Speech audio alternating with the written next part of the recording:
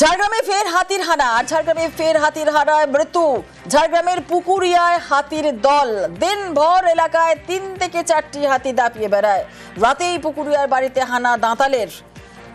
আরো একবার আপনাদের জানাই, ঝাড়গ্রামে ফের হাতির হানায় মৃত্যু। ঝাড়গ্রামে পুকুরিয়ায় হাতির দল। আমাদের সঙ্গে রাজু রয়েছে, আরো বিস্তারিত বলবে। রাজু, দেখো, প্রথমে বলতে রাখি যে ঝাড়গ্রামে যে পুকুরিয়া, সেই পুকুরিয়া বাড়ির বারান্দার মধ্যে ঘুমোচ্ছিলেন এই পরিমল মাহাতো। সেই সময় ভোরবেলায় যখন দরজায় আওয়াজ হয়, পরিমল মাহাতো দরজা খুললেই তাকে ধরে বাড়ির ভেতর থেকে টেনে বের করে নিয়ে যায় হাতি, এবং সেই হাতি তার বাড়ির থেকে কিছুটা দূরে নিয়ে গিয়ে তাকে তুলে আছাড় মারে এবং পা দিয়ে পিষ্ট করে ফেলে, যার ফলেই মৃত্যু হয়েছে পরিমল মাহাতোর।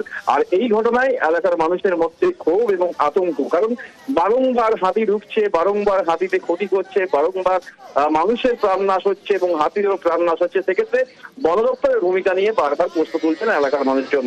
কবে এই সমস্যার সমাধানে বা হাতির বিপদ থেকে তারা রক্ষা পাবে, তার দিকেই তাকিয়ে রয়েছেন পুকুরিয়া গ্রামের মানুষ। ইতিমধ্যে ঘটনাস্থলে বন দপ্তরের কর্মীরা গিয়ে পৌঁছেছেন এবং মৃতদেহ উদ্ধার করে ময়নাতদন্তের জন্য ঝাড়গ্রাম জেলা হাসপাতালে পাঠানো হয়েছে। বেশ, ধন্যবাদ।